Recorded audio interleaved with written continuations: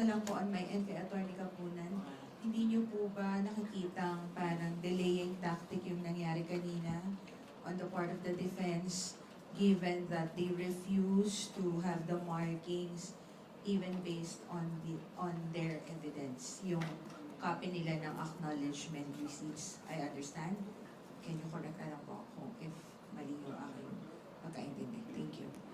Well, first of all, tama naman yung sinabi ng presiding officer Cheese, no, na it is the right, karapatan ng defense, whether to accept stipulation or not, no. Pero ang nangyari dyan, ang hindi na-stipulate nila ay 4,492 documents, no, na meron rin silang copy nun. Kasi yun ang sinubmit nila. Yung mga ano ba yung acknowledgement receipt? Acknowledgement receipt ang nagpapatunay na merong ginastos na pera sa confidential funds. Nakalagay doon sino yung payee, sino yung tumanggap ng pera, magkano yung pera, at saka para saan, saka yung date, signature. Ebidensya nila yun eh. Bakit ayaw nilang pakita? Oo. Plus, sa pre-trial, every document na yan, lahat ng mga acknowledgement receipts, tatlo ang pumirmang signature, yung clerk of court, kami sa prosecution, tsaka yung defense. So makikita niyo naman na nakita na nila yan. There is no surprise. These are their documents. But anyway, ang sabi ng defense hindi naman pareho lahat eh. Well, that is why, kung ganong kadaming documents, talagang aabutin tayo ng Christmas, no? Kanya na lang, magandang ruling ng presiding officer, Cheese, na do it out of court. So, Thursday and Friday, in-schedule yung pag-examine. Nakita niyo naman kanina, no? Sa pag-examine lang ng 845 documents, halos isang oras na, no? Or almost 1 hour. What more kung 4,492 documents? So, that will happen on Thursday and Friday, where the prosecution, the defense, in front of the clerk of court, will compare documents. So, hopefully, mas mabilis ang testimony of the witness. No? Dadagdagan ko lang, para mas maunawaan ng mga kababayan natin. Ito yung parang bumili ka ng grocery. Nagpunta ka ng grocery at yung pinag-uusapan ngayon, yung resibo. Yun yung ebidensya na ito yung mga nabili mo sa grocery. So, ganoon din sila. So, binigyan sila ng pondo dahil ito ay pondo ng public fund o pondo ito ng taong bayan. So, ngayon, hinihingian sila ng resibo at yun naman yung acknowledgement receipt na mga nagaling din naman sa kanila dahil sabi nila, ito yung mga pinaggamitan o dito nila dinala yung pondo. Ngayon, tinatanggi na nila. Samantalang sa kanila rin galing yung mga acknowledgement receipt na yun. In fact, sinabi pa nga ng ating mahusay na abogado, ni Attorney Kapunan, willing na kami kung ano yung pinamarka ninyong ebidensya, yun na lang, huwag na yung pinamarka namin. Kung gusto ninyo, para mas mapadali, kung ano yung pinamarka ninyo na ebidensya, di yun na lang din ang gagamitin namin na ebidensya, pero ayaw rin nila. So, ano ba talaga, kuya? Alright, thank you, Lenesca. Now it's Kenneth. Hello po. Next week, inaasahan na pong tumistigo sila Acosta at Fajardo. Ano po yung magiging testimony nila and where is the prosecution's case headed now given that they are now called to the stand by the prosecution?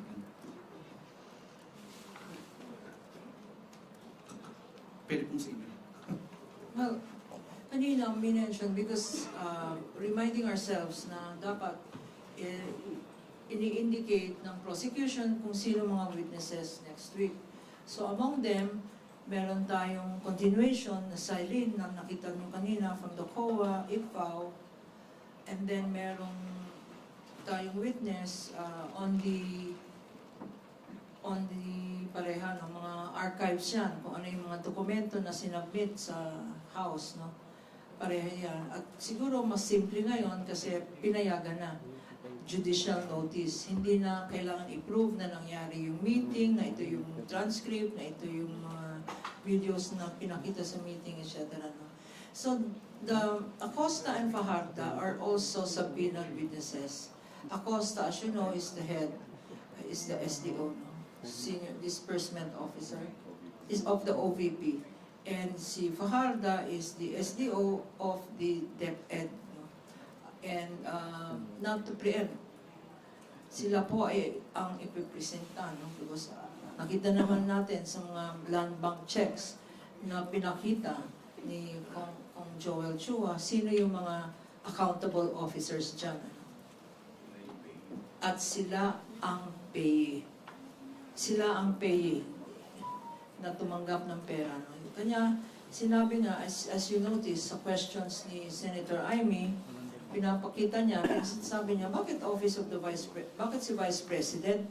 Si Vice President ang sinasabi niyo na accountable officer, malinaw sa circular na sinight niyo na ang SDO ng OVP ay si Acosta, yung isa naman, SDO ng DepEd.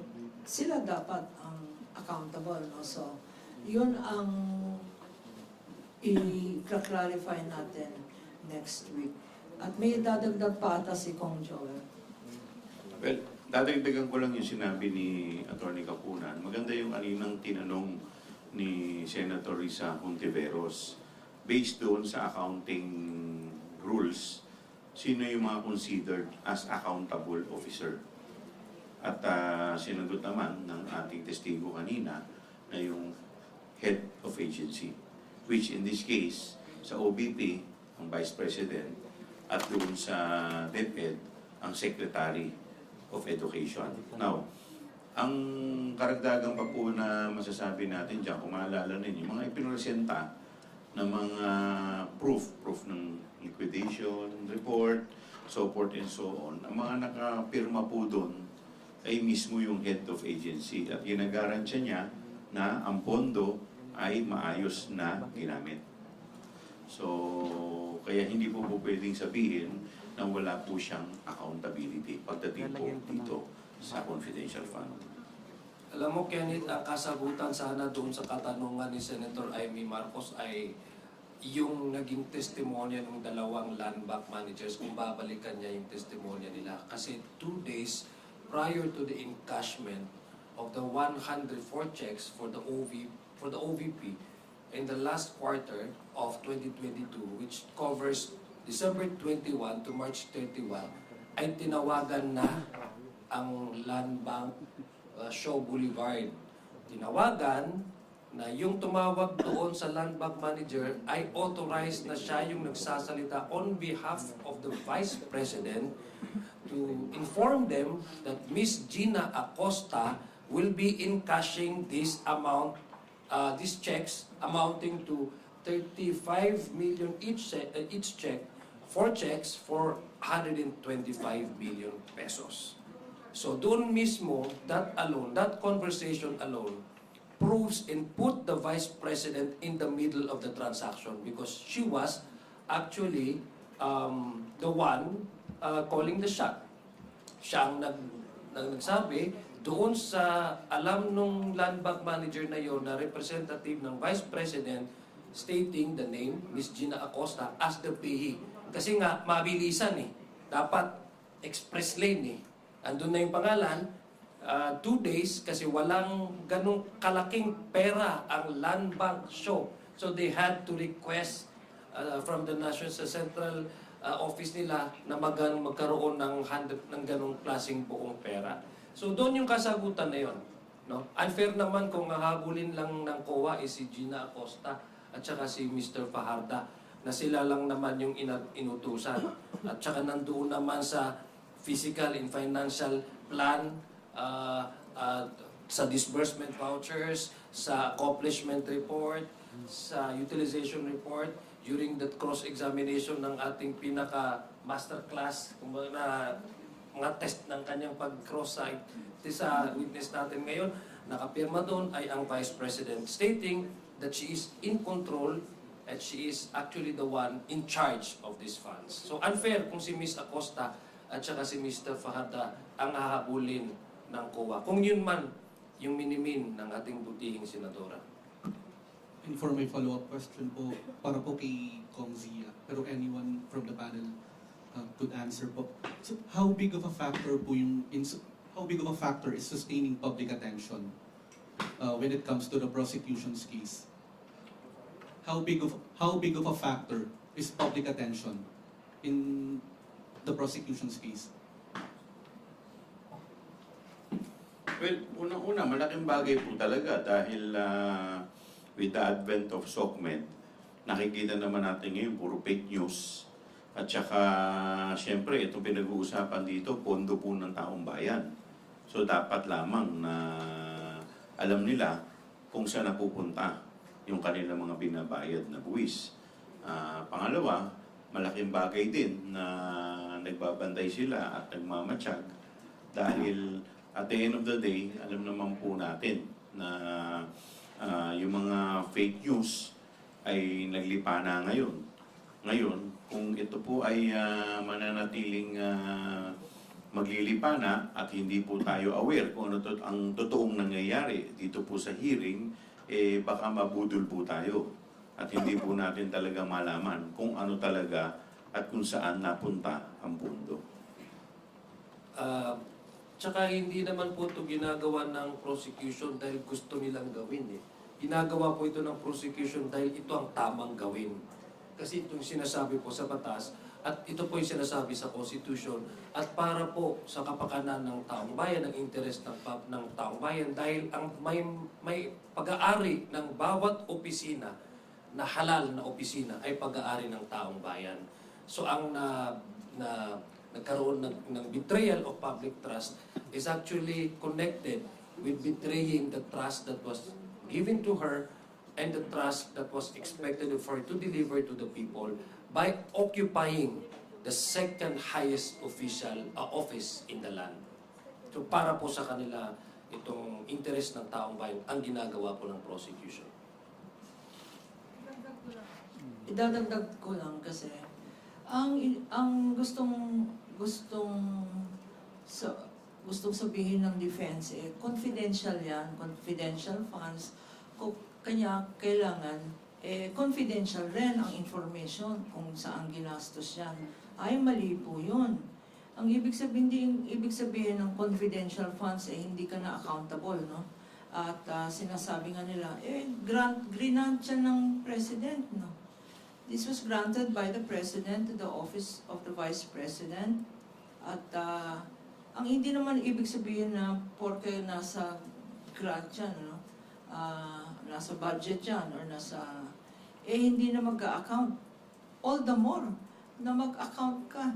Kasi talagang by that nature, alam mo na hindi naman pera mo yan, nanggaling yan sa budget, mag-account ka. So, it is wrong to say confidential and therefore, hindi na kailangan malaman ng publiko kung saan ginamit ang funds na to.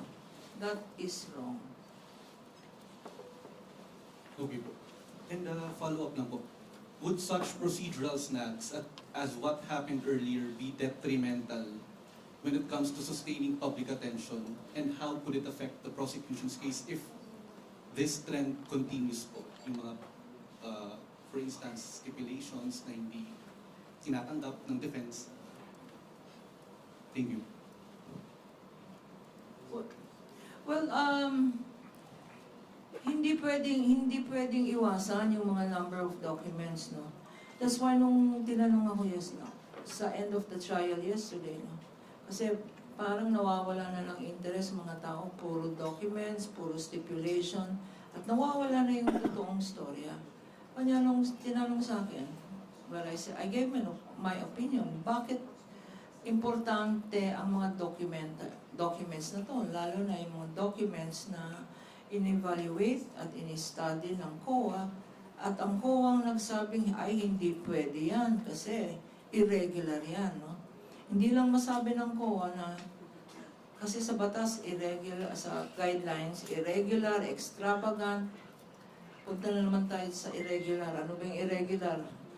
Ano ba yung extravagant? Ano ba yung, sabi ko nga, bongga ka day. Ano yung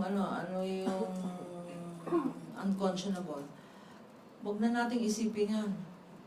sabihin na lang natin para maintindihan nyo yung ginawa ng Office of the Vice President at ng DepEd, yung kumuha ng pera na hindi namang kanila, na public funds yan at hindi namang ginamit para sa confident activities na confidential in nature, ay sa aking palagay, scam. Scam talaga yan. Ngayon, kung hindi pa natin maintindihan ang scam, intindihan niyo na lang nung kung may binigyan ka ng pera at sinabi mo, bumili ka ng ganito, hindi naman binili yung gusto mong pinabili, di ba? Eh di, na-scam ka. Magkano yung scam na yan? 612.5 million ang kinuha pera sa taong bayan. Yun. So, to your question, sir, no? Sabi mo, parang nabobore na kami, parang hindi na interested, ang dami-dami ng stipulation, ang daming judicial notice dyan, ang daming arguments sa mga lawyers. Eh. Ganun talaga yun kasi dapat talaga malinaw ang evidence at convincing. Kasi hindi lang naman pang-entertainment ito. Sabi nga nila, hindi naman pang-pamilya to, pang-sports, ano?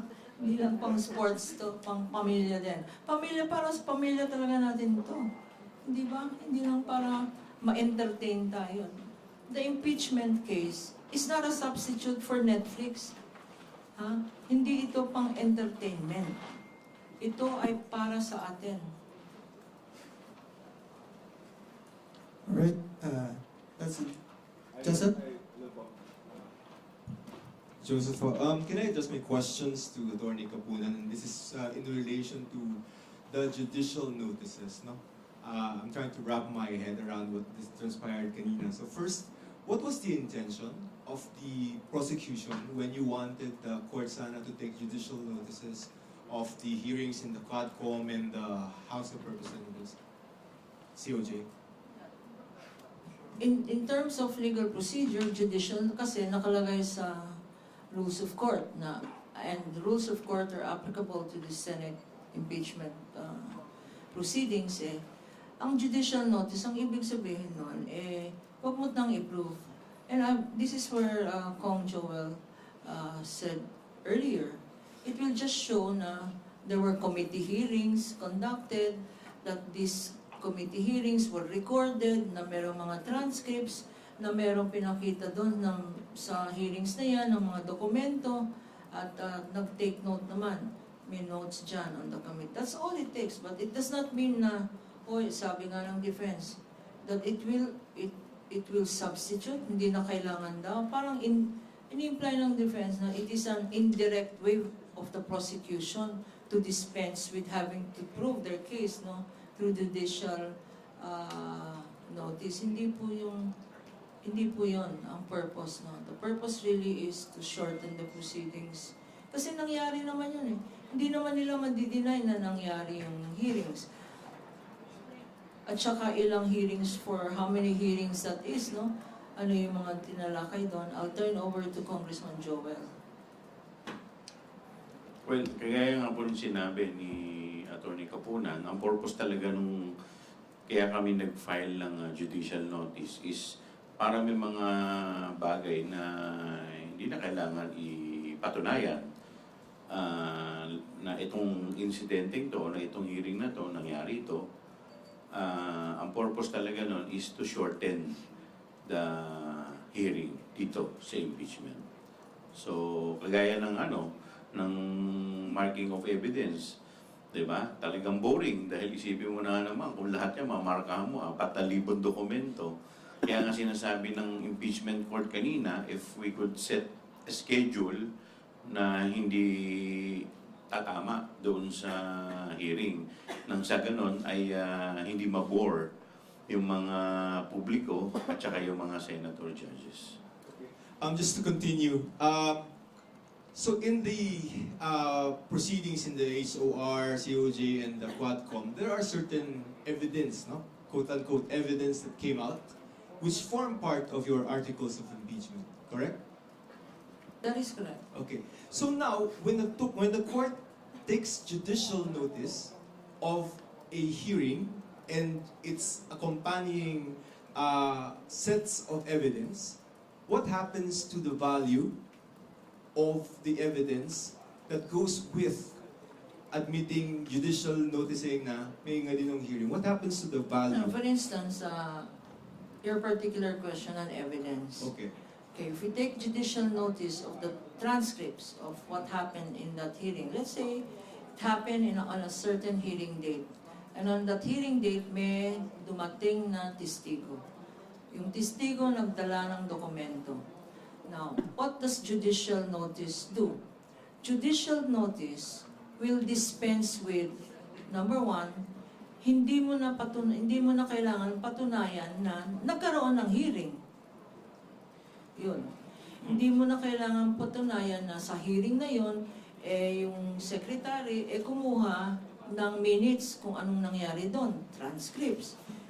That's judicial notice. At sa hearing na yon ay may dumating na testigo, kunyari COA. At ang COA witness na yon ay nagdala ng mga dokumento. Yon. What is judicial notice? Judicial notice will just say that in that hearing, there was a witness that appeared. Hindi naman sinasabi na hindi na kailangan mag-testify dito sa Senado yung witness na dumating doon. Hindi naman effect ng judicial notice na hindi na ipapakita yung mga documents na dinala ng witnesses na yon sa impeachment court. Ang ibig sabihin lang ng judicial notice is the fact na, may dumating na witness, may dinalang dokumento. Yun lang. Ngayon, will you have to present the witness again? Yes. Will you have to present the documents again? Yes, because it is not an admission that ang sinabi ng witness doon ay totoo or hindi. It is not an admission na documents na nagkaroon ng graft and corruption ang presidente or it is not an admission na nagkaroon ng grave threats. It is just an admission or it is just a stipulation na may nangyaring ganon na meeting, present itong mga witnesses at itong mga dokumento. But present the witnesses here in the Senate. Present the documents here in the Senate. Hindi mo na kailangan i-prove. Ito, ang mga transcripts, 10 million pages ang isang meeting. They will still go over it. Hindi, kasi kanya-kang ginawa namin kanina sa stipulation ng mga acknowledgement receipts. Kung hindi, because hindi nag-stipulate, isa-isa tinignan ng witness. Ito yung acknowledgement receipts na yan. Ganyan din kung walang judicial notice sa mga transcripts ng House hearings ng congressman natin. Isa-isa nila pupuntahan yung mga pages ng hearing na yan. Just to paraphrase your explanation, yung pong taking judicial notice does not grant a particular evidence automatic admissibility that the senator judges will have to weigh and consider in their decision, no? Ganito lang po yan. Ang ibig sabihin ng judicial notice that incident happened. But as to the substance, we still need to prove it. Yun lang. So in that case, why would the defense would be a little bit iffy in the court taking judicial notice of? Well, that is one way of prolonging the case. Di ba? So, siyempre, gusto nila lahat patunayan ninyo. Or maybe, idadagdag ko lang, maybe just because they do not want or keep on insisting that the hearings is a mini trial, that's how they define it, and maybe to prove that they do not, apart from they do not recognize the hearings according to their own interpretation, gusto din nila the court will treat the hearings as if it never happened by not recognizing that such hearing and such discussion took place. So, ganun lang yun. And anyway, just for the record, we now received a copy of the official statement of the Honorable Supreme Court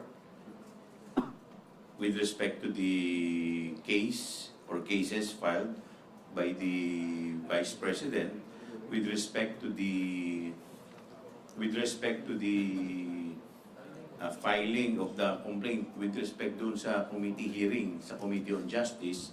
Now, binasura na po ito ng Korte Suprema at sinasabi ng Korte Suprema na moot and academic na dahil yung kaso ay nandirito na sa Senado. Tapos na yung proseso kung saan yung House ay ito ay didinggin. So ngayon, ang usapin ay nandirito na sa Senado. Kaya wala nang issue sa jurisdiction.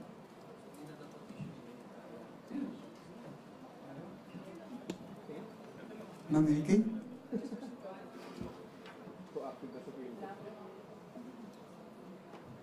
Magandang hapon po. Neil Kilgunaf, DCRH. Tatlong araw po yung impeachment trial regarding confidential funds. And based on the analysis review, it's Attorney Lorna Capunan's masterclass reaction.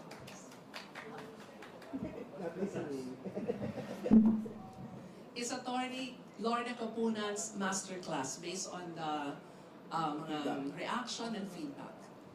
No, thank you for being kind. Hindi naman masterclass siya. Ang feeling ko lang, after several years, kasi I'm probably double, lalong-lalo na yung lawyer kanina, no? I'm probably old enough to be her grandmother. Diba? So, sana gusto ko nga pagbigyan. Kasi, syempre, first time niya mag-appeal. Kanya yung inargue niya na hindi sila nag-file down ng pleading para sa ng comment dito sa judicial notice. Pero, mag-argue na lang sila. Ang ginargue naman, binasa naman yung pleading. Sana final na lang niya, no? But I understand that. For instance, pag ganyan, alam mo na kung matagal ka na sa practice, walang nakikinig sa ganyan. And as you can see, it would have been better for her to have just filed the pleading. In any event, it is not it's not a master class. It's just that sanay na tayo. It is experience. But again, I will always say, even with 48 years of experience, there is no substitute for preparation. Kung makita nyo lang kung gaano mag-prepare ang public tsaka private prosecutors, buti na lang, binibigyan kami ng pagkain, ano? Breakfast, noon, and night, no? Kasi kami naman, volunteer. That is actual preparation. Si Kong Joel nga, kasama niyang matulog yung rules of court niya.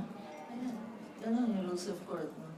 Kasama, pag tinanong mo siya ngayon, Kong Joel, ano ba yung Rule 130 on admissibility? Aba, sasabihin niya sa inyo.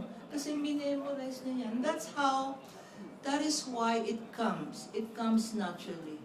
It comes with this level of confidence. Tas, hindi uwido to. Hindi tayo nag-uuwido. Nag-aaral tayo at ini-evaluate rin natin kung paano i-present ang evidence. Lalong-lalo na voluminous documents. My own standard is myself. I am the judge of myself. If I am there in the audience and I am bored, that means I'm not doing it right. I am my own judge. Kunyari, kung ganitong argument, ano kung mabubora ko? So that is my guideline. At saka pag nakita ko itong mga katabi ko na nagsi-cellphone na.